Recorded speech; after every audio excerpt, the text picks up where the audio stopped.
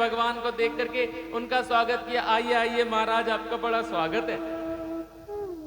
अब जैसे ही अगस्त मुनि शंकर भगवान को प्रणाम करने लगे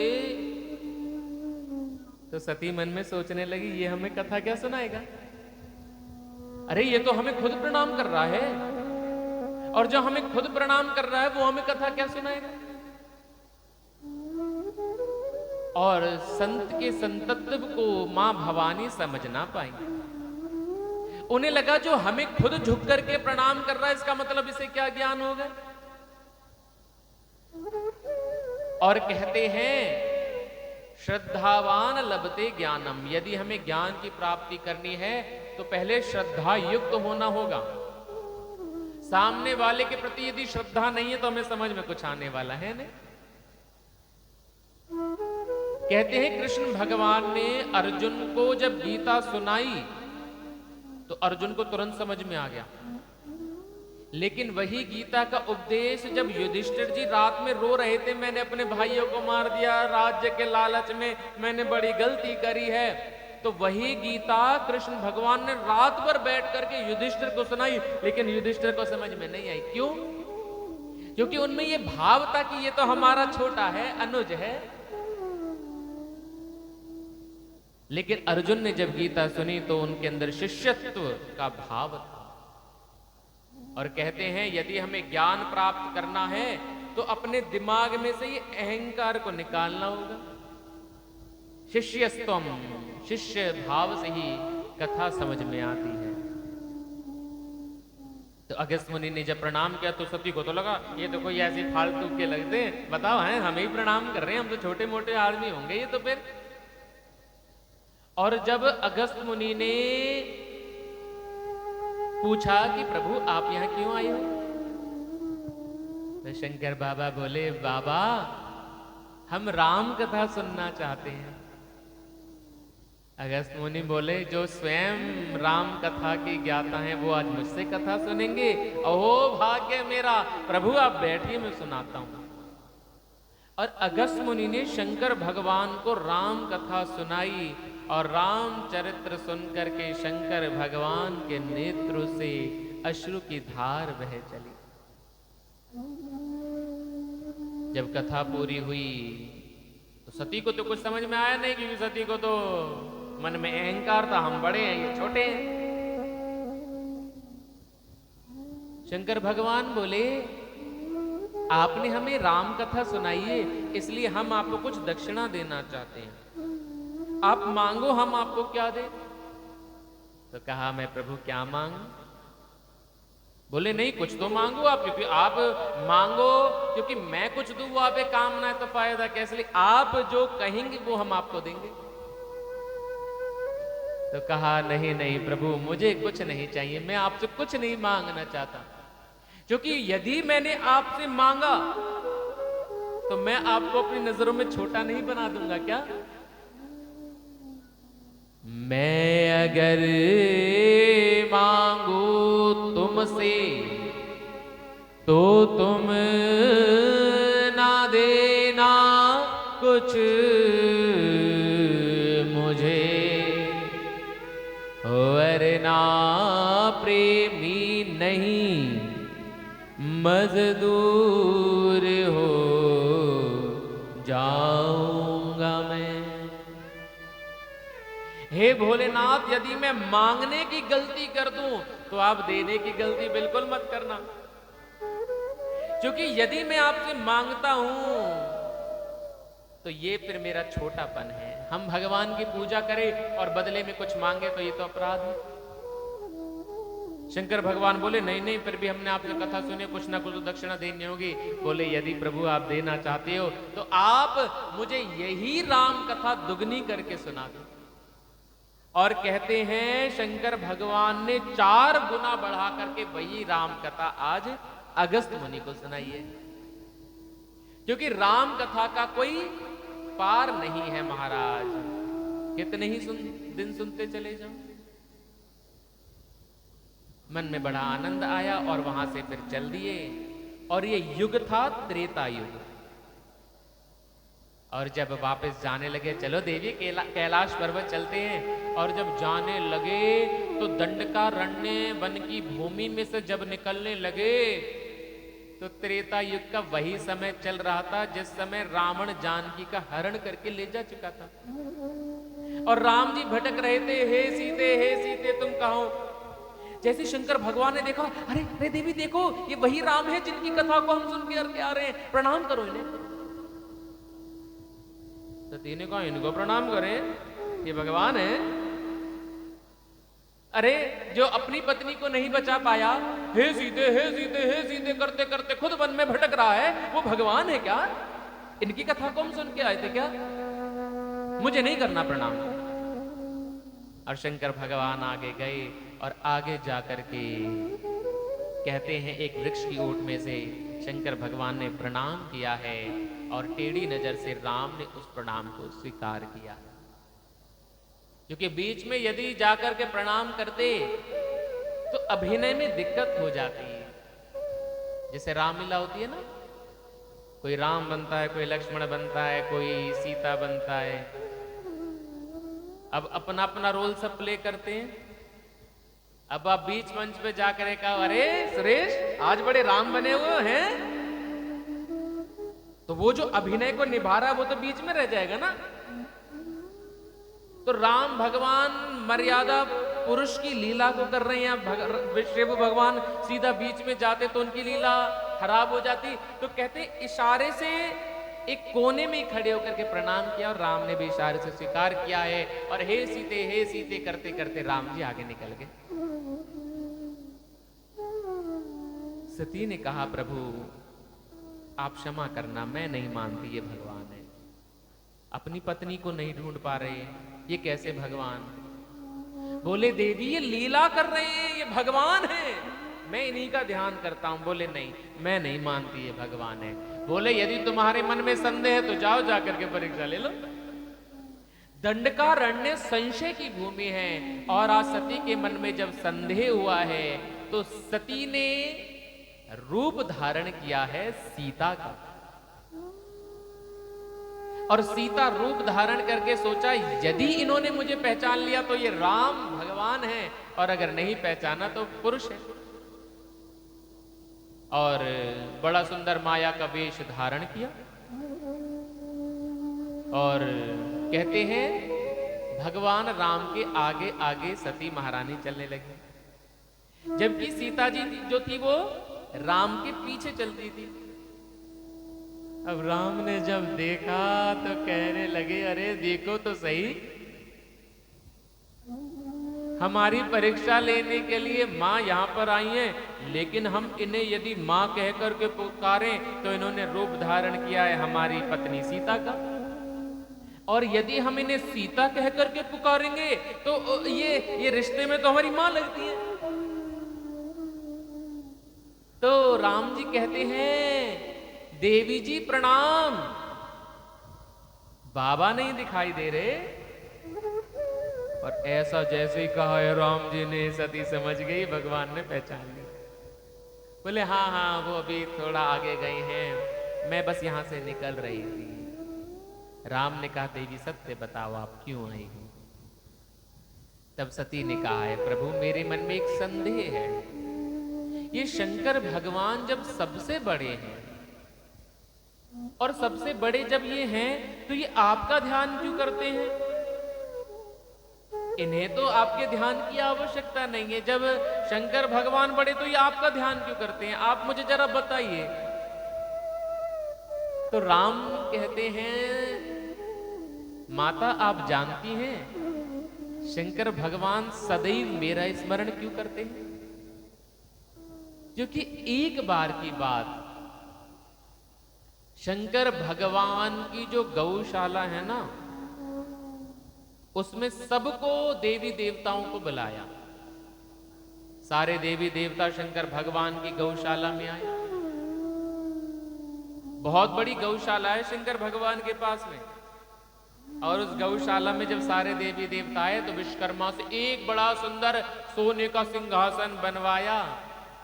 राम जी कहते मैं भी वहां पर आया था, और तब सारे देवताओं के सामने शंकर भगवान ने मेरा हाथ पकड़ करके मुझे उस सिंहासन पर बिठाया और कहा, नारायण तुम तीनों लोकों में पूजनीय होंगे और संसार के लोग सदैव तुम्हारा स्मरण करेंगे, तुम्हारे नाम को गाएंगे, सदैव तुम्हारा ध्यान करेंगे। और संसार के लोग ही क्या, आज से मैं भी सदैव तुम्हारा ध्यान करूं। ध्यान देना। कुछ लोग कहते हैं हमें यदि बड़ा बनना है तो हम क्या करें। कहते हैं यदि आप जीवन में बड़ा बनना चाहते हैं तो किसी के लिए बहुत कुछ करिए, लेकिन कभी नाम की आशा मत रखिए। शंकर भगवान कौन है? महादेव। और आप जानते हैं उन्हें महादेव इसीलिए कहते हैं क्योंकि उन्होंने सबको सब कुछ दिया है, फिर भी कभी अपनी नाम की इच्छा को नहीं रखा।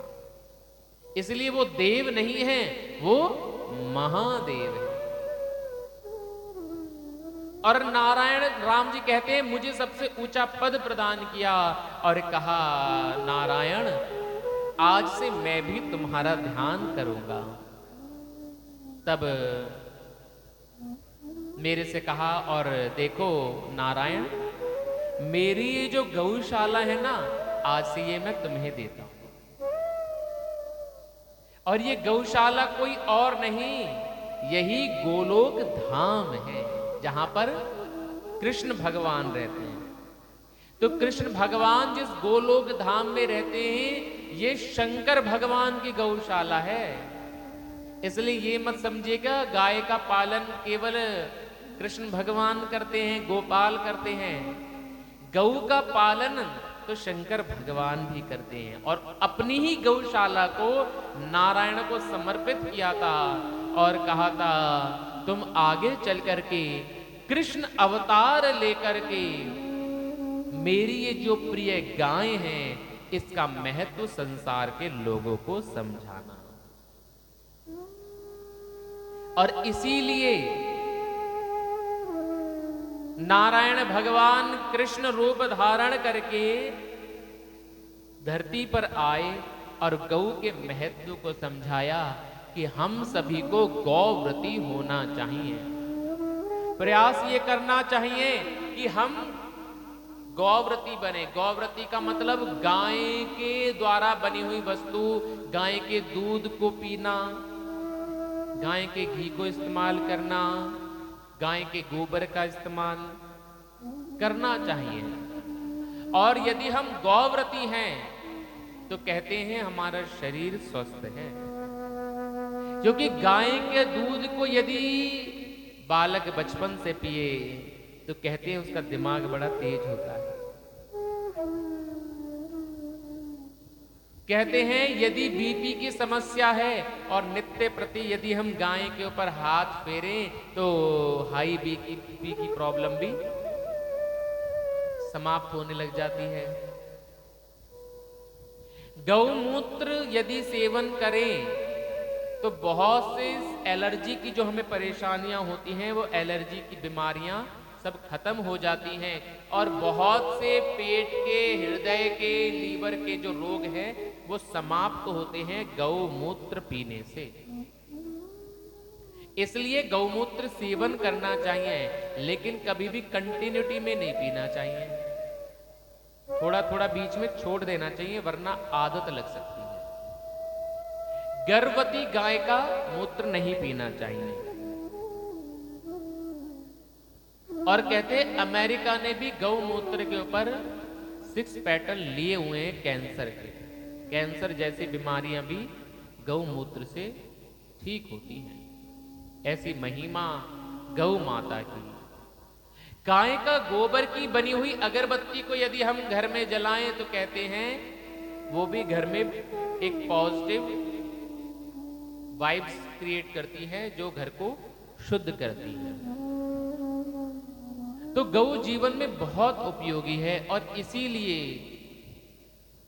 शंकर भगवान ने अपनी गौशाला प्रदान करी और कहा, कृष्ण हे नारायण, तुम आगे चल करके कृष्ण रूप में अवतरित होकर के आना और संसार के लोगों को आनंद देना, क्योंकि तुम्हारी बाल लीला चपल लीला का दर्शन करके संसार के लोग तुम्हारे महत्व को समझेंगे।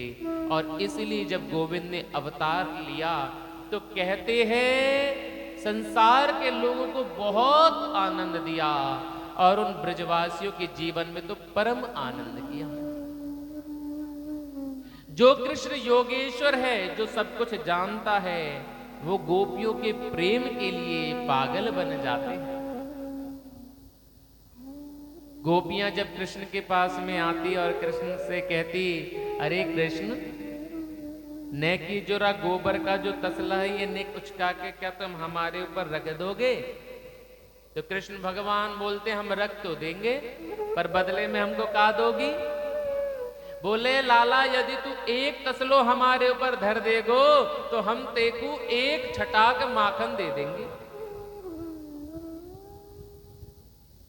गोविंद बोले, तो हमको पता कैसे चलेगी हमने कितनी डलिया उचकाई हैं? बोले, जितनी डलिया तो उचका के हमारे सरन पे धरेगो, बितनी बिंदी हम गोबर की टिप्पी तेरे माथे पे लगा देंगे। गोविंद बोले, अच्छो तो ठीक है फिर। और गोविंद महाराज तसला ले लेके गोपियों के ऊपर धरते जाएं, गोपियां माथे पे टिप्पी लगाती जाएं, करते करते करते करते गोविंद के पूरे मोहड़े पर टिप्पियां लग गई। गोविंद बोले, लाओ अब हमको माखन दो। बोले, कैसा माखन? बोले, जितनी टिप्पी लगी है बितना माखन चाहिए हमको। बोले, अच्छो बताइयो कौन सी टिप्पी लगी है तेरे माथे पे? बोले, ये री देखो गिल्लो।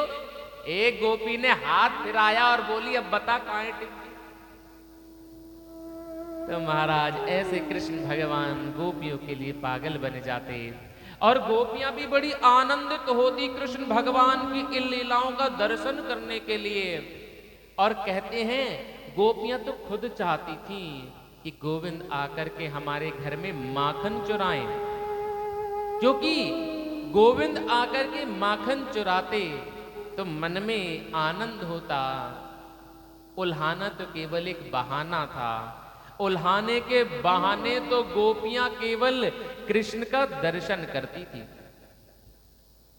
गोपियां आती और आकर के उल्हाना देती, अरे यशोदा मैया, आज तेरा लाला हमारे घर में आया और ऐसे ऐसे चोरी करवे लगो। अरे यशोदा मैया, आज हमने तेरा लाला कुंजन में देखा। ऐसे बड़ी बड़ी प्रकार से गोपियां मिलकर के शिकायत करती। और बड़ी सुंदर कथा बताई है कृष्ण कथा को। भागवत कथा हमने कई बार श्रवण करके कृष्ण की बाल लीलाओं को बड़े भाव से श्रवण किया है। लेकिन सुंदर राधा कृष्ण मंदिर है, आइए एक बार कृष्ण के चरणों में प्रणाम कर लेते हैं। गोपियां कह रही हैं, अरे यशोदा मैया, आज हमने तेरा लाला कुंजन में दर्शन पाया।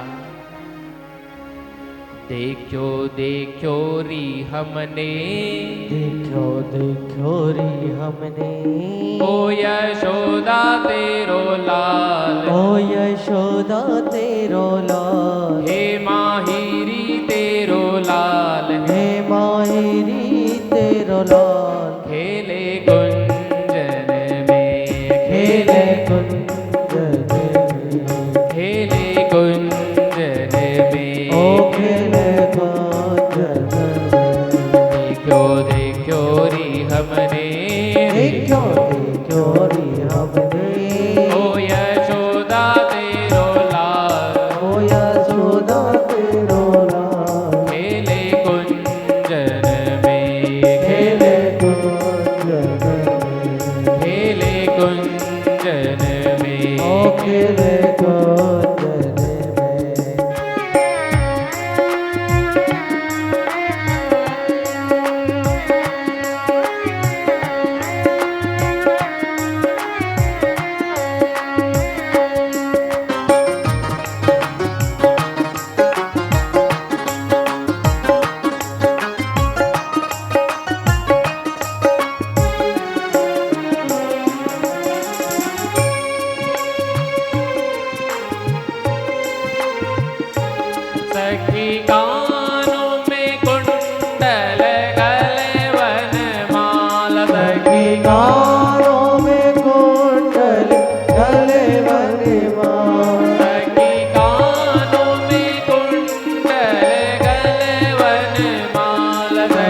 कानों में कुंडल गले वनमाल मोर मुकुट पीतांबर सोहे मोर मुकुट पीतांबर सोहे मोर मुकुट पीतांबर सोहे मोर मुकुट पीतांबर सोहे घुंगर वाले बाल ओ जी घुंगर वाले बाल खेले कुंजर में ओ खेले कुंजर में खेले कुंजर में खेले कुंजर में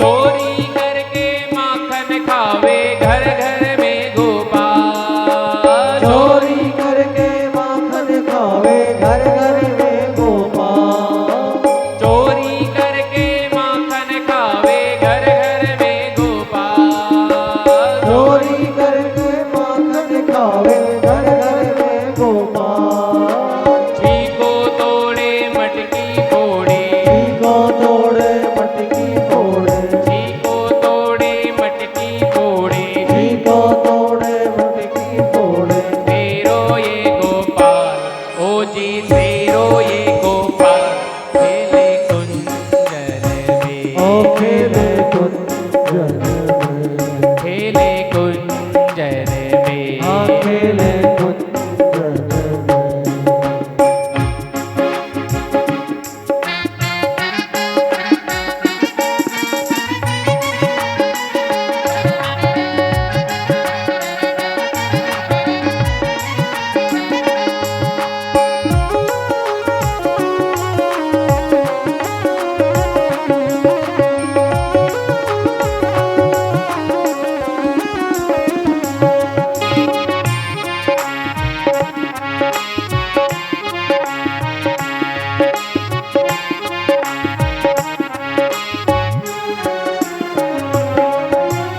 रास रचावे वो तो कुंजन में गोपाल रास रचावे वो तो कुंजन में गोपाल रास रचावे वो तो कुंजन में गोपाल रास रचावे वो तो कुंजन में गोपाल बैठ पीतांबर सोहे वाले बैठ पीतांबर सोहे वाले बैठ पीतांबर सोहे वाले बैठ पीतांबर सोहे वाले पायल की झनकार ओ जी पायल की झनकार खेले कुंजन में ओ खेले कुंजन में खेले कुंजन में खेले कुंजन में देखो देखो री हमने देखो देखो देखो री हमने ओ यशोदा तेरो लाल ओ यशोदा तेरो लाल हे माहिरी तेरो लाल हे माहिरी तेरो लाल खेले कुंजन में खेले कुंजन में खेले कुंजन में ओ खेले कुंजन में खेले कुंजन में ओ खेले कुंजन में खेले कुंजन में ओ खेले कुंजन में खेले कुंजन में खेले कुंजन में खेले कुंजन में ओ खेले कुंजन में खेले कुंजन में आ खेले कुंजन में खेले कुंजन में ओ खेले कुंजन में हरि खेलो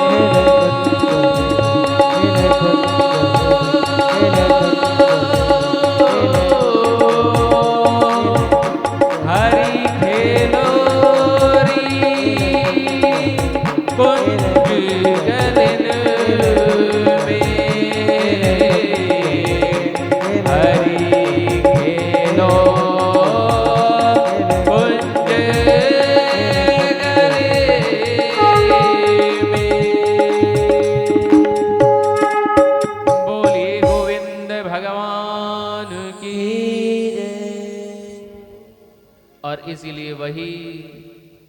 नारायण आगे चल करके शिव की प्रसन्नता के लिए कृष्ण रूप में अवतरित होकर के आए। और राम से जब इस चरित्र को श्रवण किया मां सती ने, तो मन में बहुत अच्छा लगा और वापस लौट करके आई है सती महारानी। और जब लौट करके आई तो शंकर भगवान ने पूछा, देवी क्या तुमने परीक्षा ले ली? तो कहते हैं यहां पे सती ने झूठ बोला है कि नहीं, मैंने परीक्षा नहीं ली, मैं तो बल्कि आपके ही समान प्रणाम करके लौटी हूं। और जब ऐसा कहा है मां भवानी ने, तो कहते हैं शंकर भगवान कुछ बोले नहीं और कैलाश पर्वत पर गए हैं। और मां भवानी ने पूछा है रामचरित्र को, लेकिन फिर आगे कुछ सुनाया नहीं और मन से त्याग किया है सती का। क्यों? क्योंकि सती ने जिस रूप को धारण किया था वो उनकी मां का स्वरूप था, इसलिए मां स्पर्श का दोष ना लगे, इसलिए मनी मन से सती का त्याग किया। और 87,000 वर्ष की समाधि लगी है शिव भगवान की। इधर जो दक्ष है वो प्रजेश बन चुका है, जो सती के पिता हैं। एक दिन जब सभा लगी तो सारे देवी देवताएं, शंकर भगवान भी उस सभा में बैठे थे, सभी ने प्रणाम किया, लेकिन शंकर भगवान ने प्रणाम नहीं किया, क्योंकि एक रिश्ते में दामाद भी लगते हैं। तो जो अहंकारी व्यक्ति होता है ना, वो ये नहीं देखता हमें कितने लोगों ने प्रणाम किया है, वो ये देखता है हमें कितने लोगों ने प्रणाम नहीं किया है। दक्ष बोला, मैं प्रजेश बन चुका हूं, सारे देवता मुझे नमन करते हैं, मुझे इस बात की परवाह नहीं कि मुझे शंकर ने प्रणाम नहीं किया, मुझे इस बात से कोई जलन नहीं है। ऊपर से कह रहा, लेकिन मन में जलन इसी बात की सबसे ज्यादा है कि शंकर ने प्रणाम नहीं किया। लेकिन मुझे लगता है कि फिर भी शंकर को तो मुझे प्रणाम करना चाहिए था। अरे मुझसे तो बड़ी गलती हो गई, इस अघोरी को, इस जटाधारी को मैंने अपनी पुत्री दे दी, मुझसे बड़ा अपराध हुआ है। बहुत भला बुरा कहा नारायण ब्रह्मा ने कहा, प्रजेश ये तुम्हारी गलत है बात है, ये महादेव हैं। जबकि मनी मन से वो समाधि में थे तो उन्होंने प्रणाम किया था। बहुत भला बुरा कहा, लेकिन शंकर भगवान ने एक शब्द नहीं कहा। जबकि हम सुनते हैं शंकर भगवान बात बात पे क्रोध करते हैं, लेकिन ऐसा है नहीं। आप शिव का कोई भी चरित्र सुनिए, उन्हें क्रोध आता ही नहीं है। अभी सती ने जब झूठ बोला कोई क्रोध नहीं आया, दक्ष ने बहुत भला बुरा कहा लेकिन क्रोध नहीं आया। क्योंकि जो समझदार व्यक्ति होता है वो क्रोध तब करता है किसी श्रेष्ठ कार्य के लिए, जहां पे कुछ उपद्रव हो या कुछ बिगड़ सकता हो, उसके लिए कभी श्रेष्ठ आदमी क्रोध नहीं करता। शंकर भगवान क्रोध जब जब करते हैं तब सृष्टि के अच्छे के लिए करते हैं, कुछ देना चाहते हैं। भगवान भोलेनाथ ने जब जब तांडव किया है तब तब सृष्टि को कुछ प्रदान किया है। ऐसे शंकर भगवान क्रोध नहीं किया, बस वहां से सीधे चले गए। लेकिन दक्ष के मन में तो ईर्ष्या है कि इस शंकर से मुझे बदला लेना है, और कहते हैं मनुष्य का सबसे बड़ा शत्रु जो है ना वो यही ईर्ष्या है। ईर्ष्या का मतलब क्या होता है? ये जो जेलसी होती है ना,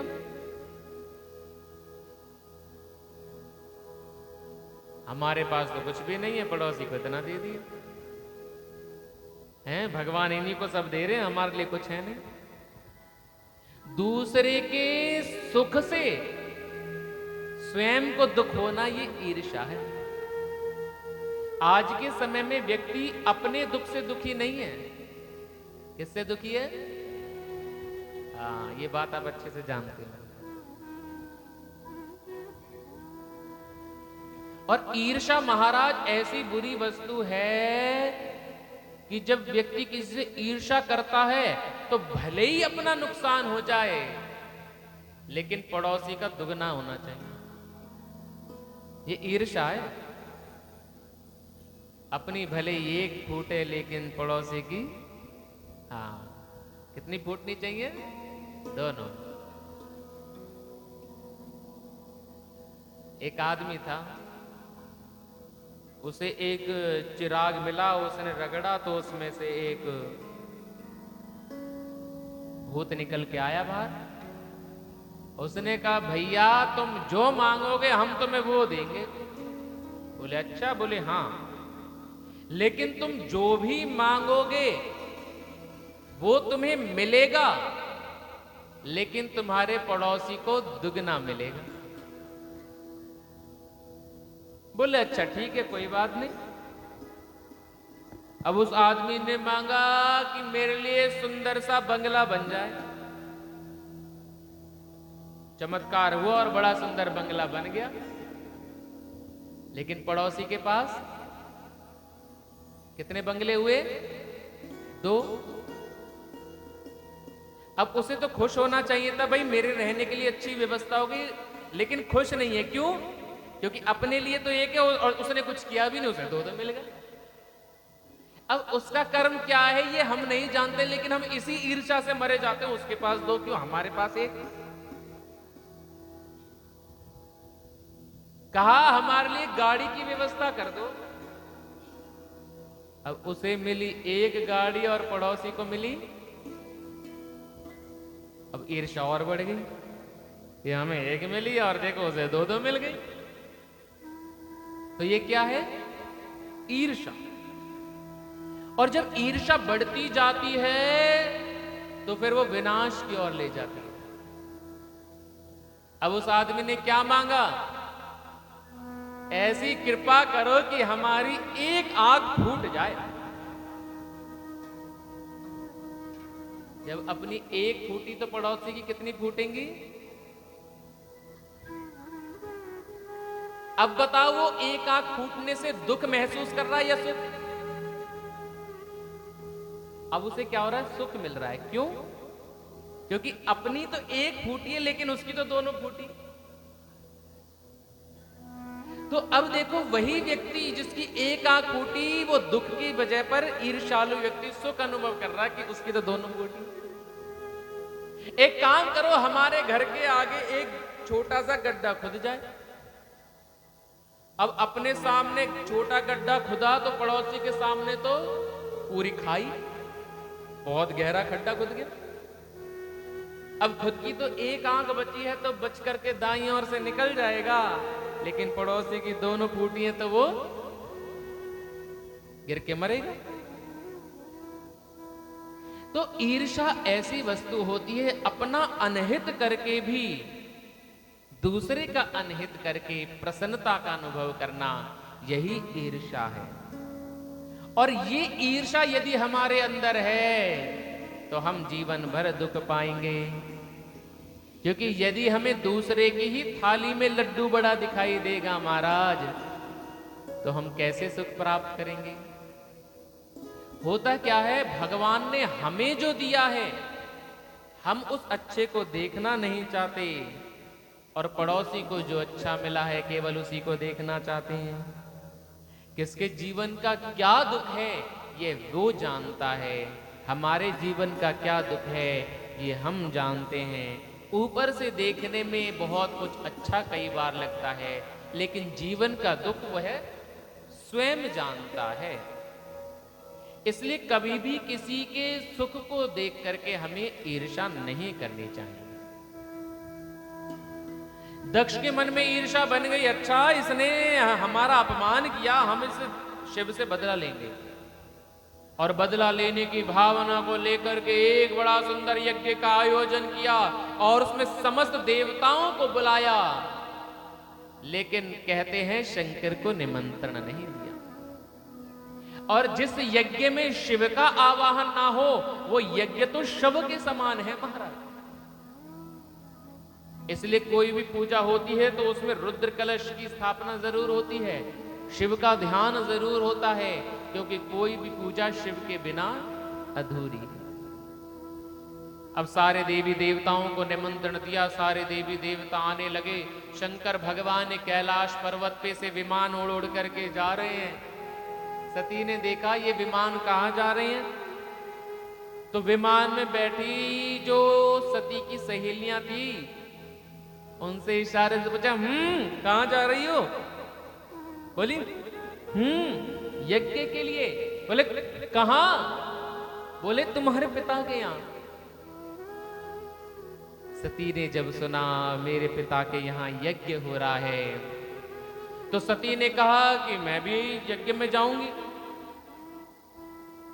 शंकर भगवान कहने लगे, लेकिन देवी हमको तो निमंत्रण दिया ही नहीं है, और बिना निमंत्रण के हम जाएं तो जाएं कैसे? क्योंकि बिना निमंत्रण के तो जाना नहीं चाहिए। बोले नहीं, मेरे पिता के यहाँ यज्ञ हो रहा है तो मुझे तो जाना होगा। बोले देवी देखो, तुम जाना चाहती हो तो तुम चली जाओ, लेकिन हम नहीं जा सकते।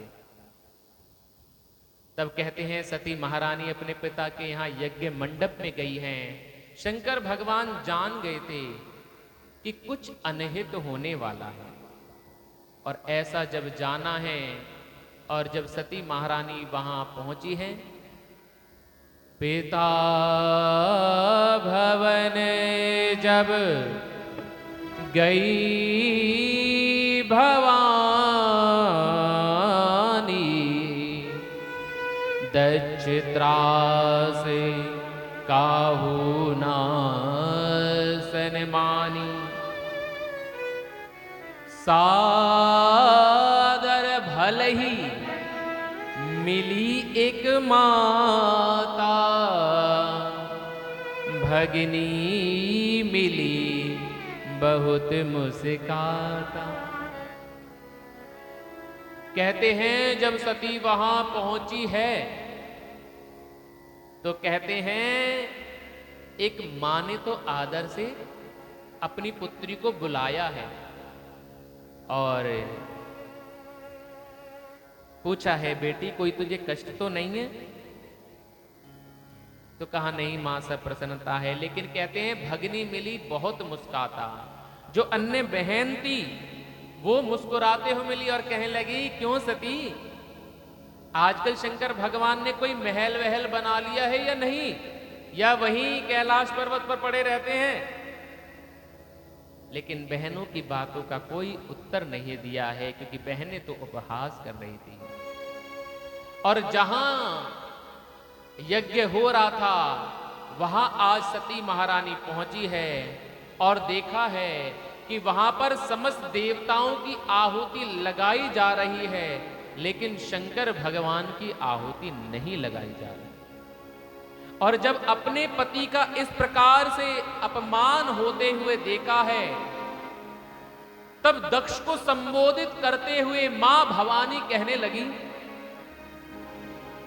सुनहु सभासद सकल मुनिंदा, कहीं सुनि जिन शंकर की निंदा, कहीं सुनि जिन शंकर की निंदा, कहीं सुनि जिन शंकर की निंदा। हस कहीं जोग अगणित अनुसारा, भयो सकल मख हाहाकारा, भयो सकल मख हाहाकारा, भयो सकल मख हाहाकारा। हे दक्ष, तू अभिमान करता है, तू शिव का अपमान करने के लिए यज्ञ करता है। क्या तू नहीं जानता जिस यज्ञ में शिव की आहुति ना लगाई जाए वो यज्ञ तो शमशान के बराबर है, और तू इस यज्ञ को करा करके सोचता है तूने शिव का अपमान किया है। अरे मूर्ख, तेरा ये यज्ञ कभी सफल हो ही नहीं सकता, और तेरे द्वार पर आज मेरे स्वामी का अपमान हुआ है। और याद कर उस समय को, मैंने तुझसे वचन लिया था, यदि तेरे द्वार पर मेरे स्वामी का कभी अपमान हुआ तो मैं अपने शरीर का प्राणांत कर दूंगी। और ऐसा कह करके मां भवानी ने अपने शरीर से एक अग्नि को प्रकट किया, और कहते अग्नि की लपटें निकलने लगी हैं, और उसमें धीरे धीरे धीरे धीरे करते मां भवानी का संपूर्ण शरीर जलने लगा। जब वो शरीर जलने लगा है तो नंदीश्वर आदि ने संपूर्ण यज्ञ को विध्वंस करना चाहा, लेकिन पूसा मुनि ने अभिमंत्रित जल से सबको वहां से भगा दिया। नंदीश्वर गए शंकर भगवान के पास में और शंकर भगवान से कहने लगे, हे शंकर भगवान, मां भवानी, मां सती इस भूमि पर ना रही। जैसे ही शंकर भगवान ने सुनी इस बात को, अपने नेत्र खोला है और अपनी जटाओं को फैलाया है और उसमें से एक जटा को भूमि पर पटका है और उससे एक वीरभद्र नाम का वीर प्रकट हुआ है। बोलिए वीरभद्र भगवान की जय। समाचार सब शंकर पाए, वीरभद्र करि कोप पटाए, वीरभद्र करि कोप पठाए, वीरभद्र करि कोप पठाए। यज्ञ विध्वंस जाय दिन कीना, सकल सुरन विधिवत बल दीना, सकल सुरन विधिवत बल देना, सकल सुरन विधिवत बल महाराज देना। वीरभद्र ने जाकर के संपूर्ण यज्ञ को विध्वंस किया है और दक्ष का जो सर था वो धड़ से अलग किया है। और जब यज्ञ विध्वंस होने लगा तो कहते हैं संपूर्ण पृथ्वी पर प्रलय आने लगी और जब पृथ्वी पर प्रलय आने लगी तो लगा अब पृथ्वी प्रलयकारी समुद्र में चली जाएगी। ऐसा जान करके ब्राह्मणों ने देव प्रसन्न करने के निमित्त बड़ी सुंदर यज्ञ स्तुति को का गान किया है। स्वम हविस्वम होता स्वयं कमी मंत्र समी सर्व पात्राणि च त्वं सदस्य द्विजोदं पदी देवता अग्निहोत्रं सदा सोमयाजं पजो अग्निहोत्रं सदा सोमयाजं पजो तंबुरागां प्रसायां महासुकरो दर्शयां पद्मिनीं पारणेत्रो यदा तूयमानो न दल्लीलया योगवे विजहर्ता त्रयी गात्र यज्ञक्रतु विजहर्ता त्रयी गात्र यज्ञक्रतु सप्रसीद त्वमस्माकमङ्गं जना दर्शनं ते परिव्रज तत्कर्मणा कीर्तिमानेन विरनामि यज्ञे जते यज्ञविघ्नाशयं यान्ति तस्मै नमः यज्ञविघ्नाशयं यान्ति तस्मै नमः यज्ञविघ्नाशयं यान्ति तस्मै नमः। और इस प्रकार से यज्ञ स्तुति को किया है। तब नारायण और ब्रह्मा वहां प्रकट हुए हैं, शिव भगवान का दिव्य स्तवन किया है और यज्ञ को पूर्ण किया है।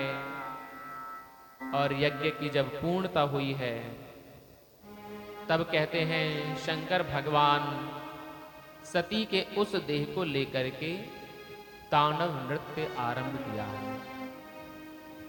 जब तांडव नृत्य करने लगे तो नारायण को लगा इस प्रकार तो पृथ्वी पर प्रलय आ जाएगी, तो नृत्य करते हुए सती का देह कंधे पर डला हुआ था और तब विष्णु भगवान ने अपने सुदर्शन चक्र चला करके कहते हैं सती के अंगों को काटते चले गए और जिस जिस स्थान पर सती का अंग प्रत्यंग गिरता चला गया वहां एक एक प्रकार की शक्ति पीठ की स्थापना होती चली।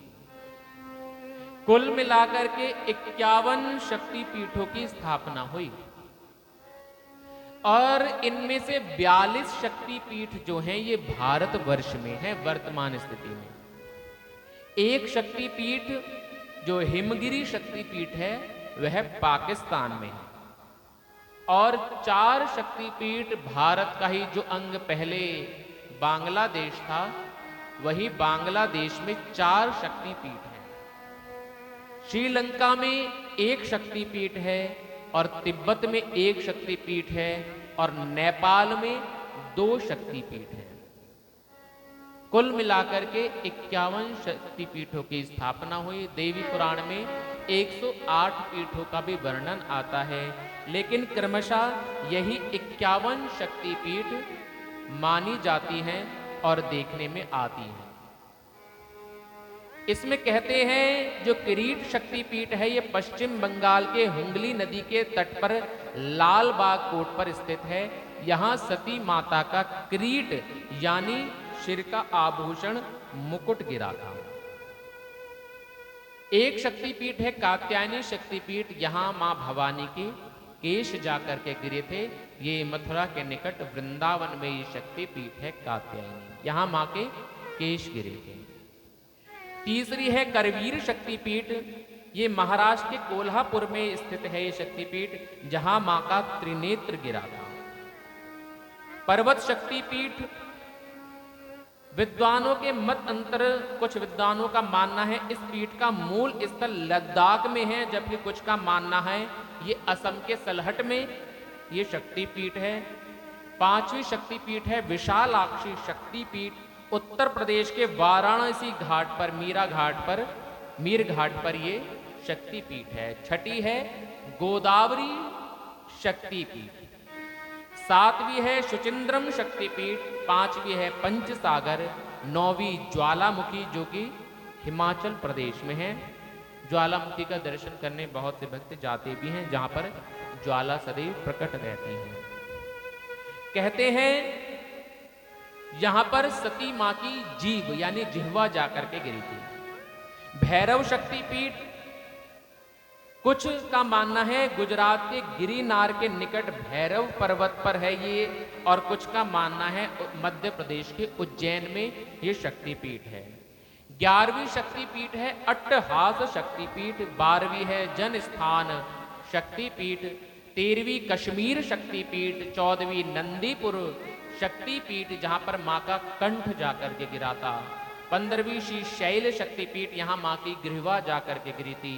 नलहटी शक्तिपीठ, यहां पर मां की उदर नली जाकर के गिरी थी, इसलिए इसका नाम नलहटी हुआ। एक है मिथिला शक्तिपीठ। तीनों स्थानों पर मिथिला शक्तिपीठ का माना जाता है नेपाल के जनकपुर, बिहार के समस्तीपुर और सहरसा, जहां माता का वाम स्कंद गिरा था। 18वीं है रत्नावली शक्तिपीठ।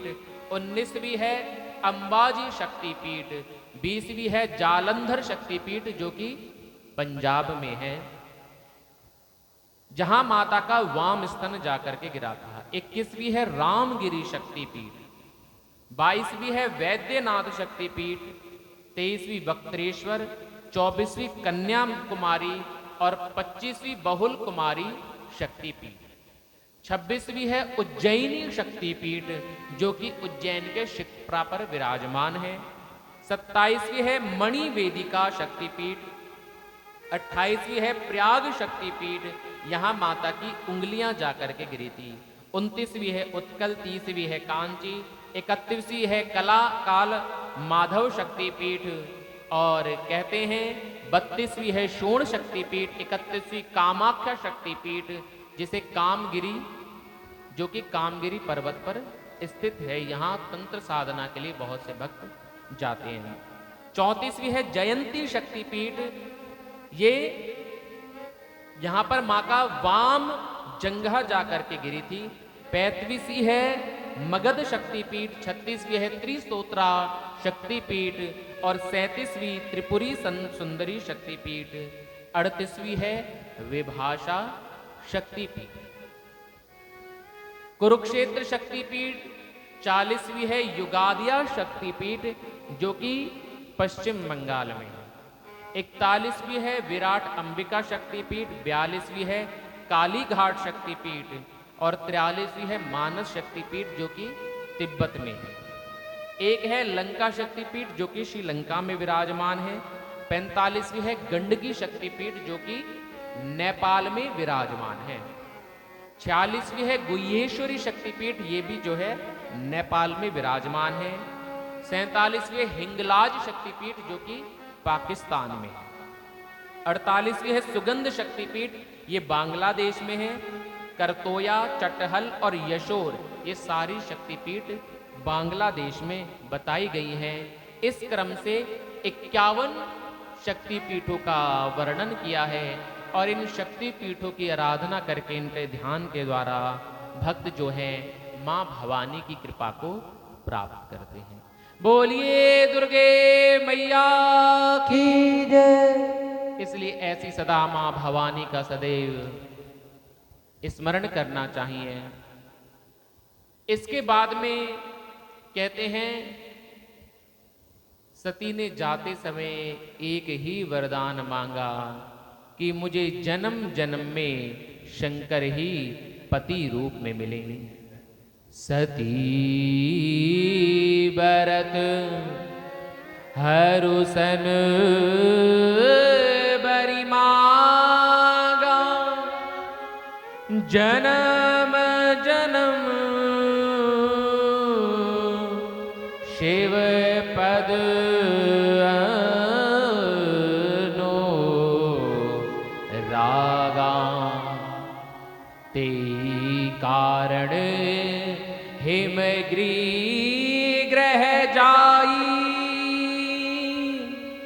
जन्म पावती तनु पाई।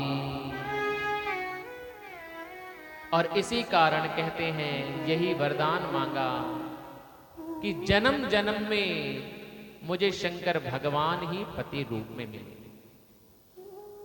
इसलिए अब की बार जो जन्म हुआ वो हुआ हिमांचल नरेश की पुत्री, पर्वतों की पुत्री पार्वती के रूप में।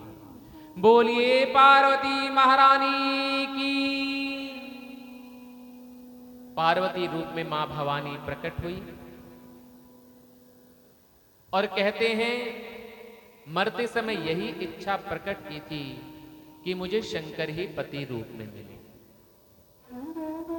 एक दिन नारद जी आए हैं और नारद जी ने कहते हैं उस बालिका के हाथ को देखा है। एक बार प्रेम से बोलिए शंकर भगवान की। अच्छा एक बात बताओ, आज व्रत है? हरियाली तीज का व्रत तो नहीं है ना? क्योंकि आज बाबा की बारात आई है। वो हम इसलिए पूछ रहे हैं क्योंकि आप तो बोलने में इतना ढीले पड़ रहे हैं। थोड़ी तैयारी ढंग से करो। शंकर भगवान की। लग रहा है भोजन करके आए। कहते हैं पार्वती के हाथ को नारद जी ने देखा और देख करके कहा, देवी कहे मुनि बेहसी गूढ़ मृदु बानी, सोता तुम्हारी सकल गुण खानी। देवी तुम्हारी ये जो बेटी है ना, ये गुणों का खजाना है। और देखो तुम्हारी ये जो पुत्री है, सुंदर सहज सुशील सयानी, नाम उमा अंबिका भवानी। तुम्हारी इस बेटी का नाम होगा अंबिका भवानी। बहुत से नाम होंगे तुम्हारी इस बेटी के। सब लक्षण संपन्न कुमारी, हो यही संतत पियही प्यारी। सर्वगुण संपन्न होगी ये पार्वती। और देवी इनके जो स्वामी होंगे वो इनसे बहुत प्रेम करने वाले होंगे। इसलिए देवी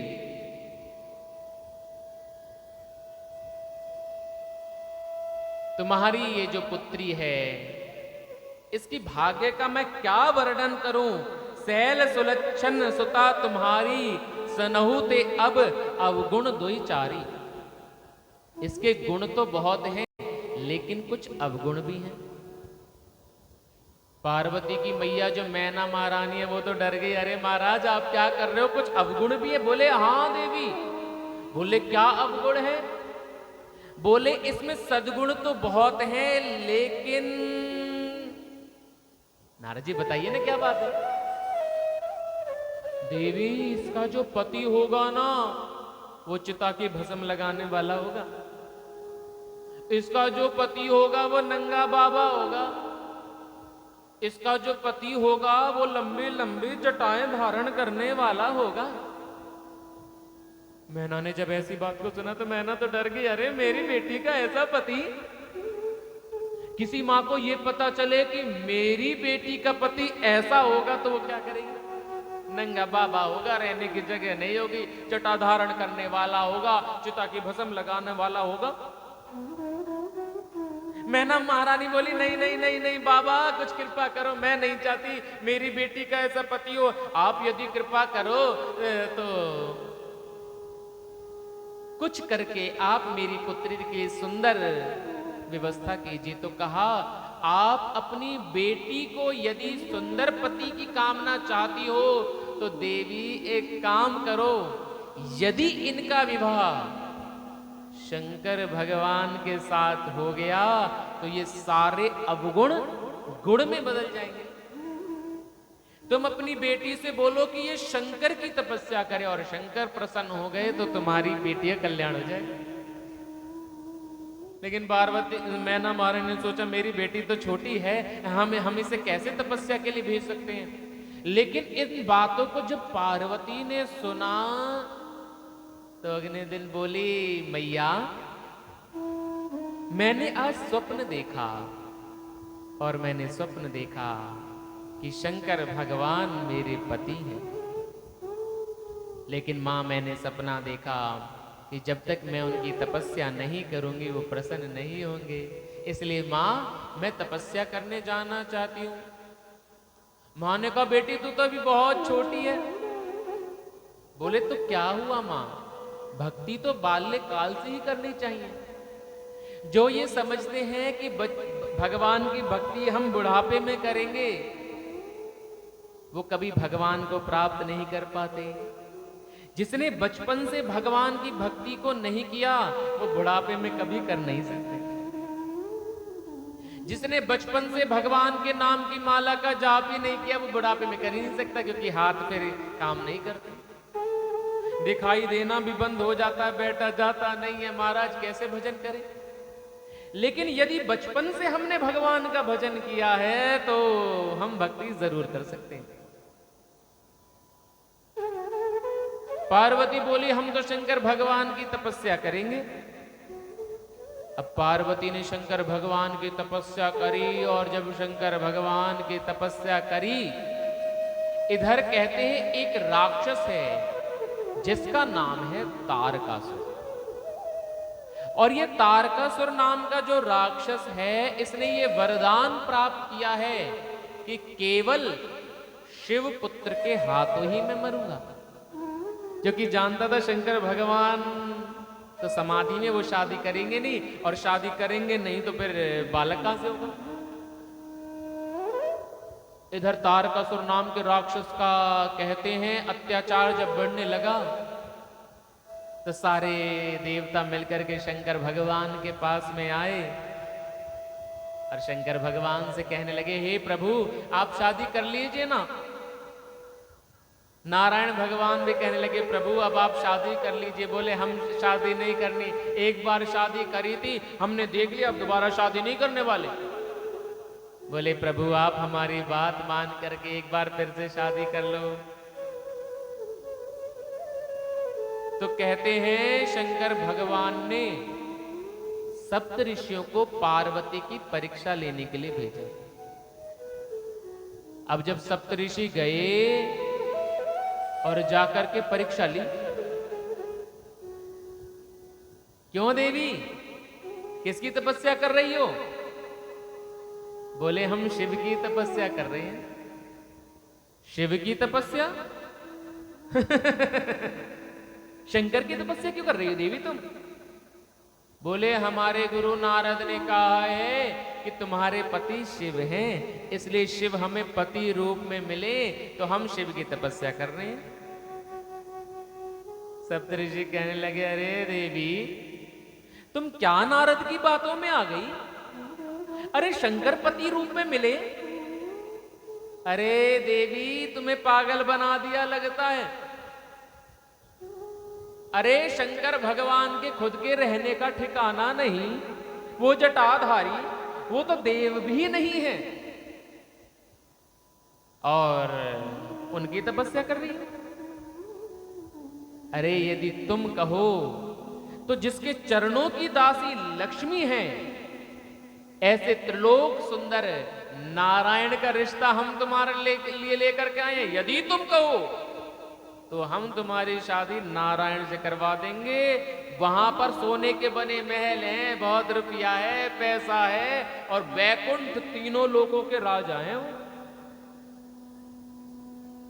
लेकिन पार्वती ने मना कर दिया, नहीं मैं तो शंकर की आराधना कर रही हूं और शिव ही मुझे पति रूप में चाहिए, क्योंकि मेरा ऐसा विश्वास है, मेरे गुरु ने कहा है कि शिव ही मेरे पति हैं। जब ये बात सुनी है तो कहा देवी तुम्हारी तपस्या पूर्ण हुई, हम तुम्हारी परीक्षा लेने के लिए आए थे, अब तुम जाओ। इधर सप्तऋषियों ने जाकर के समाचार दे दिया, हे शंकर भगवान, ये जो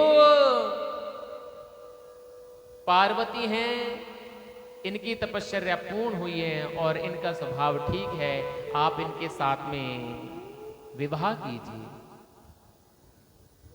तब शंकर भगवान ने विवाह के लिए राजी हुए हैं। इधर बड़ी सुंदर पीली चिट्ठी लिख करके भेजी गई है और बड़ी सुंदर रीति से शंकर भगवान का विवाह हुआ है। अभी देखो थोड़ी देर में यहां पर भी शिव पार्वती का विवाह होगा और कल भगवान के बड़े पुत्र कार्तिकेय की कथा, फिर गणेश जन्मोत्सव कल की कथा में हम मनाएंगे। गणपति बप्पा, बड़ा सुंदर गणपति जन्मोत्सव आप हम सब मिलकर के कल की कथा में मनाएंगे। और गणेश के सर पे हाथी का ही सिर क्यों लगाया, इस कथा को जानेंगे। और जो शीश गणेश का कटा, उस सिर का फिर बाद में क्या हुआ, इन मंगल कथाओं को श्रवण करेंगे।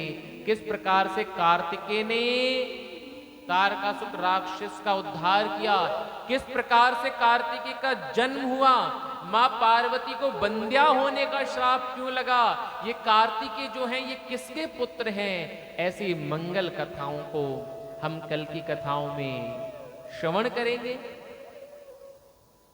एक बार प्रेम से बोलिए शंकर भगवान की जय।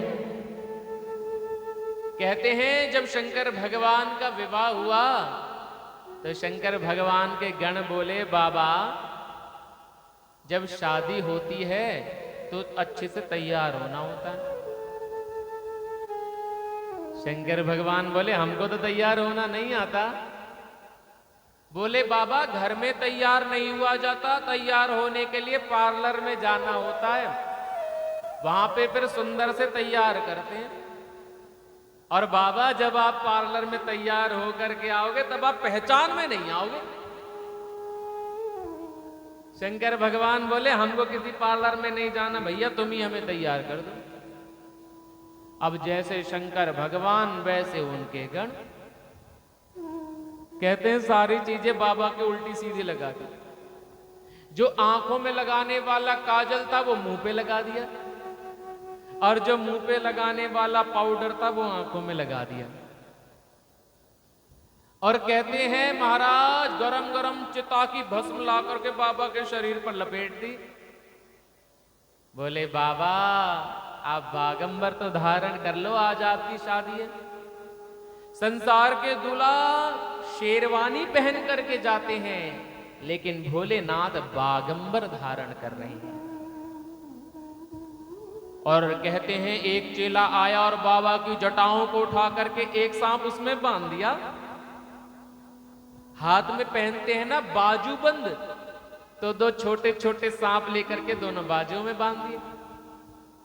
एक चेला आया और आकर के कहते हैं एक बड़ा सांप लेकर के शंकर भगवान ने गले में डाल दिया। कानों में कुंडल पहनने होते हैं तो दो बिच्छू लेकर के कुंडल बना दिए।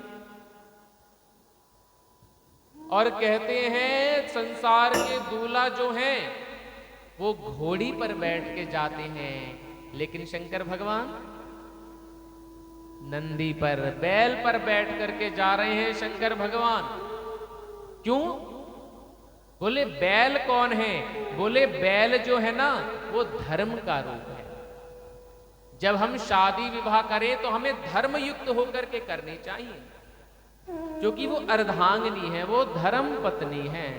आजकल तो शादी विवाह में धर्म की मर्यादा ही समाप्त हो गई है। जहां पर पूजा की विधि सही प्रकार से होनी चाहिए, वहां पर महाराज कहते हैं मांस मदिरा सेवन करते हैं। और कहते हैं जो शुद्ध मंडप का निर्माण होता है और विवाह के मंत्र गाए जाते हैं, वेद मंत्रों की ध्वनि के द्वारा सुंदर विवाह होता है, वहां जूते ही पहन पहन करके बैठ जाते हैं, हंसी ठिठोले करते हैं। आजकल हमने विवाह को क्या है, कॉमेडी समझ रखा है। और जब ऐसे रीति से विवाह होंगे तो फिर तो क्लेश होंगे और महाराज तलाक होंगे, डाइवोर्स होंगे, क्योंकि वेद रीतियों को हम छोड़ते जा रहे हैं। हर चीज की व्यवस्था का बड़ा ध्यान रखते हैं। डेकोरेशन वाला अच्छा होना चाहिए, फूल अच्छे लगने चाहिए, अच्छी से अच्छी वाटिका होनी चाहिए, सारी व्यवस्थाओं को हम खूब अच्छे से संभालते हैं। लेकिन कई बार तो महाराज विवाह में देखने को मिलता है कि फेरों का टाइम हो गया, पूजा का सामान ही नहीं मालूम, और फिर जो मिल गया बस उसी से पूजा करा दी। हाँ ये यहाँ से लिया आओ, मीठा चाहिए, कैटर्स ने जो मीठा बनाया उसी में से उठा करके झूठा कूटा लड्डू भगवान को भोग लगा रही हैं। तो मर्यादाएं समाप्त होती जा रही हैं, मदिरा का सेवन करके वही बैठते हैं। कभी आपने घर में देखा कि ऐसे जूते पहन के पूजा करते हुए, कभी मदिरा पी करके मांस भक्षण करके आप पूजा करते हो? लेकिन शादी विवाह में सारे काम करेंगे, जबकि वह कौन है, धर्म पत्नी। इसलिए उसका नाम धर्म है क्योंकि यहां से धर्म का स्तंभ खड़ा होता है। अभी तक हम अकेले पूजा करते थे, अब एक और एक 11 होकर के हम भगवान शिव की श्रेष्ठ आराधना को करेंगे, क्योंकि शिव का स्वरूप अर्धांगिनी से है। तो इसलिए वो धर्म पत्नी है। लेकिन हम ऐसे भावों को भी यदि भूल जाएं तो फिर महाराज कैसे सुंदर विवाह हो सकता है। लेकिन शिव ने इस महिमा को समझा है, और शिव ने इस महिमा को समझ करके बैल पर सवार हुए हैं। बोले बाबा कुछ ढोल नगाड़े का इंतजाम तो कर लो। बाबा बोले हमारे पास तो हमारा डमरू है, हम इसी को बजा देंगे। और कहते हैं जब ऐसे शंकर भगवान की बारात को देखा तो नारायण भगवान बोले, अरे ब्रह्मा जी, ये शंकर भगवान तो ऐसे तैयार होकर के जा रहे हैं, हमको तो लगता है हमको भोजन भी कुछ नहीं मिलेगा। एक काम करते हैं, हम अपनी मंडली अलग अलग कर लेते हैं। शंकर भगवान को जब ये बात पता चली तो कहने लगे, देखो ये शंकर भगवान की उपहास करने की आदत नहीं गई, बताओ अब क्या हम अकेले जाएंगे? गण बोले बाबा अब क्या हम अकेले अकेले जाएंगे क्या? बाबा बोले नहीं, हम अकेले क्यों जाएंगे? बोले हमारे गणों को भी समाचार दे दो और सब साथ में चलेंगे। और बाबा के गण कौन है? भूत प्रेत। जिसको संसार के लोगों ने ठुकरा दिया उसे शिव ने अपनाया है। इसलिए प्रत्येक शमशान के बाहर लिखा होता है मोक्ष धाम, शिव प्रतिमा होती है, क्योंकि जिसे सबने ठुकराया है उसने शिव ने उसे स्वीकारा है। ऐसे शिव की महिमा। शंकर भगवान के गढ़ शमशानों में पहुंचे हैं और वहां जाकर के कहते हैं, जब शंकर भगवान के गढ़ पहुंचे और उन्होंने जाकर के अलख जगाया है वहां पर, हे शिव अनुशासन सुनि सब पाए, प्रभु पद जलज शीश तिन नाए, प्रभु पद प्रभु पद जलज शीश तिन नाए, नाना वाहन नाना वेशा, विहसे शिव समाज निज देखा, विहसा शिव समाज निज देखा, विहसा शिव समाज निज देखा। महाराज शमशान में जाकर के अलख जगा दिया और कहा चलो आज बाबा की शादी है, आज तुम सबको चलना है। और जब ऐसा आदेश हुआ है तो कहते हैं शमशान में से बड़े बड़े भूत प्रेत हू हा करते करते महाराज प्रकट हो गए। तुलसीदास जी वर्णन कर रहे हैं इन भूत महाराजों का स्वरूप कैसा है। कऊ मुखहीन विपुल मुख काहू, बिनु पद कर कऊ बहु पद बाहू, बिनु पद कर को बहु पद बाहो, बिनु पद कर को बहु पद बाहो। विपुल नयन कौ नयन विहीना रेष्ट पुष्ट कौ अततन कीना हृष्ट पुष्ट को अति तन कीना हृष्ट पुष्ट को अति तन महाराज किसी के एक मुंह, किसी के दो मुंह, किसी के तीन मुंह और किसी का मुख ही नहीं। ऐसे बड़े बड़े बड़े बड़े भूत प्रेत महाराज जब आने लगे तो कहते हैं जब कार्ड आता है निमंत्रण का तो आता है विद फैमिली। तो भूत प्रेत आ रहे हैं तो बिन सबके साथ में बिन की भूतनियां भी आ रही हैं, छोटे छोटे भूत प्रेत आ रहे हैं। और बड़ी सुंदर भोले बाबा की बारात जब आने लगी तो कहते हैं हिमाचल नगरी में दर्शन करने के लिए सारे लोग अफगानी के लिए आ गए। और जब अफगानी के लिए आए महाराज तो सबसे पहले ब्रह्मा जी आने लगे। ब्रह्मा जी के स्वरूप को देख करके सबको लगा अरे भैया ये तो दूल्हा है। और जैसे ही माला पहनाने लगे ब्रह्मा जी बोले अरे नहीं नहीं नहीं नहीं हम दूल्हा नहीं है, दूल्हे महाराज तो पीछे आ रहे हैं, हम तो बाराती हैं। हिमाचल के लोगों ने सोचा जब बाराती इतने सुंदर है तो दूल्हा तो बहुत सुंदर होगा। पीछे पीछे नारायण भगवान आने लगे तो नारायण भगवान को देख करके लगा ये तो दूल्हा निश्चित है। और जैसे ही उनको तिलक करने लगे, माला पहनाने लगे तो नारायण भगवान बोले नहीं नहीं नहीं नहीं हम दूल्हा नहीं है। दूल्हे महाराज तो पीछे आ रहे हैं। बोले आप कौन? बोले हम तो बाराती हैं।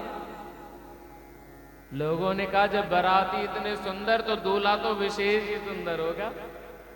नारायण भगवान मन ही मन में बोले उस दूल्हे को देख करके तुम में से जीवित कितने बचोगे ये भगवान ही जाने। और जब पीछे फिर शंकर भगवान की बारात आई, हू हू हा करके भूत प्रेत महाराज जब आने लगे तो सारे हिमाचल के लोग बाहर से दौड़े भागे और कहते हैं भीतर अंदर आए। और जब भीतर आने लगे तो मैना को बड़े डरते डरते समाचार दिया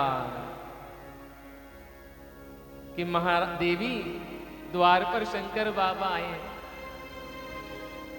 मैना ने जब सुना हमारे दामाद जी आए हैं तो घूंघट किया है और आरती की थाली को लेकर के आई। और आरती की थाली को लेकर के जब आई तो घूंघट कर रखा है, क्योंकि पुराने समय में सास जो है दामाद से घूंघट करती थी। और जब आरता करने लगी तो उसमें रखी थी एक दूध की कटोरी। नीचे वाला सांप उसमें से दूध पीने लगा। ऊपर वाले जो सर वाले सांप था उसने सोचा ये सारा दूध पी जाएगा, और ऐसा विचार करके वो जो ऊपर वाला छोटा सांप था वो क्या किया, थाली में ही कूद पड़ा। और जैसे ही थाली में गिरा, मैना महारानी ने देखा थाली में सांप, तुरंत थाली फेंक दी। अरे अरे सांप कहां से आए, सांप कहां से आए? और घूंघट ऊपर करके जब देखा तो शंकर भगवान 1000 फण धारण करके विराजमान है। एक बार तो सती जैसे ही मैना महारानी ने देखा वहीं गिर पड़ी, फिर दौड़ी। अरे अरे ये कौन है? अरे नारद ने कैसे कैसे दूल्हा मुझे दिया? शंकर भगवान कहने लगे नारायण भगवान ये कौन थी? ये हमें देख करके ऐसे डर क्यों नहीं थी? शंकर भगवान बोले तुमने पहचाना नहीं? बोले नहीं हमने तो नहीं पहचाना कौन थी। नारायण भगवान बोले अरे शंकर बाबा ये तुम्हारी होने वाली सास है। शंकर भगवान बोले सास? ये सास कौन होती है? नारायण भगवान बोले अभी शादी हो जाएगी फिर सब पता चल जाएगा, सास कौन होती है ससुर कौन होता है। अरे प्रभु सास वो होती है जो अच्छो अच्छो की सास को रोक देती है।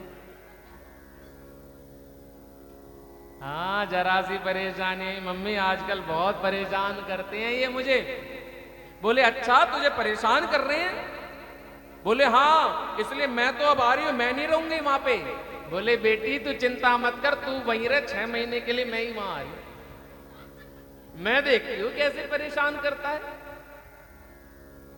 महाराज मैना महारानी ने नारद के ऊपर बहुत क्रोध दिखाया। अरे नारद, मैंने तेरा क्या बिगाड़ा था जो तूने मेरी फूल सी बेटी के लिए ऐसा दूल्हा ढूंढा है।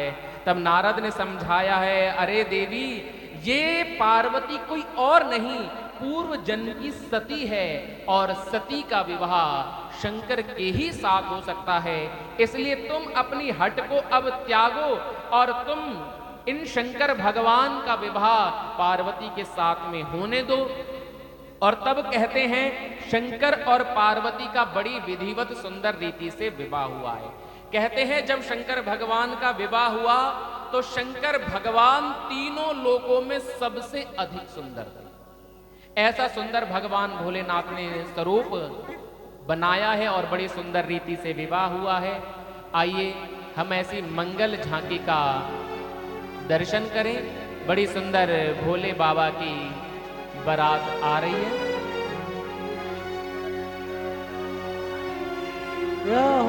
आई भोले की बरतिया हिमाचल नगरी।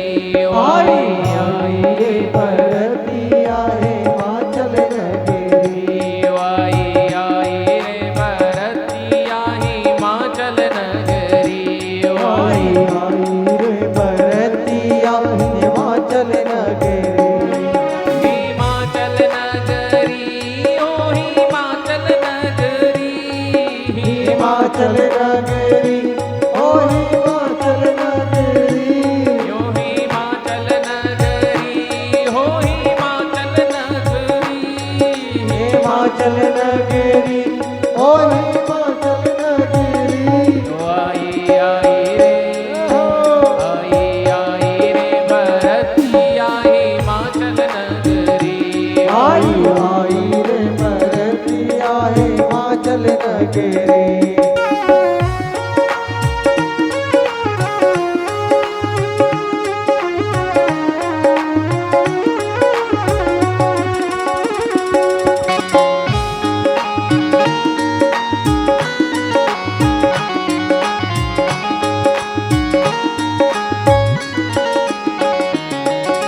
सहरा बांधे कंगना बांधे दूल्हा बने महे।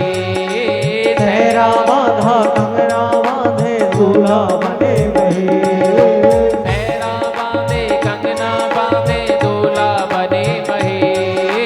सहरा बांधे कंगना बांधे दूल्हा बने महे। पार्वती को ब्याने आए हिमाचल प्रदेश। पार्वती को ब्याने आए हिमाचल प्रदेश।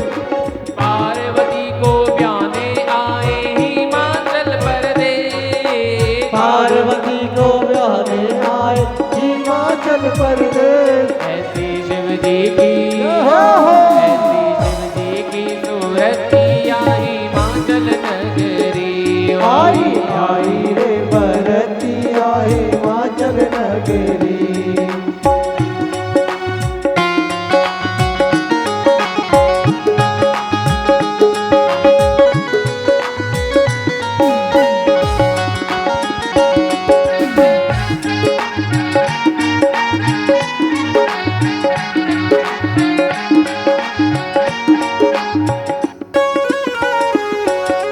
पुरवासी सब देखने आए कैसी है बारात। पुरवासी सब देखने आए कैसी है बारात। पुरवासी सब देखने आए कैसी है बारात। पुरवासी सब देखने आए कैसी है बारात। कौन कौन से योद्धा आए कैसी है जमात। कौन कौन से योद्धा आए कैसी है जमात।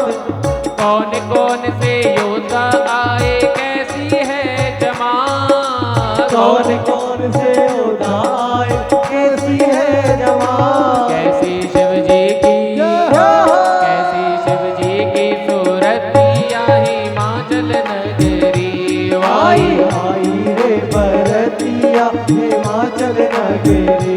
आई रे बरतिया हिमाचल नगरी। आई रे बरतिया हिमाचल नगरी।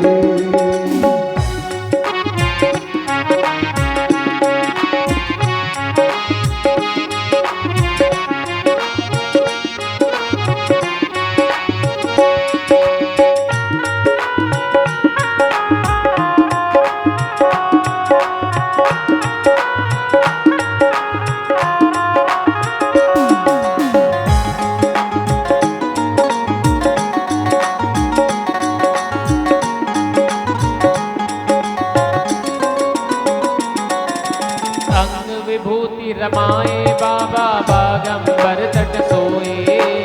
अंग भवोति रमाए बाबा बागंबर तट सोए। अंग विभूति रमाए बाबा बागंबर तट सोए। अंग भवोति रमाए बाबा बागंबर तट सोए। भाल तिलक सर चंद्र विराजे भक्त जनन मन मोहे। भाल तिलक सर चंद्र विराजे भक्त जनन मन मोहे। ऐसा सुंदर ऐसा सुंदर किया श्रृंगार हिमाचल नगरी। वाई आई रे भरती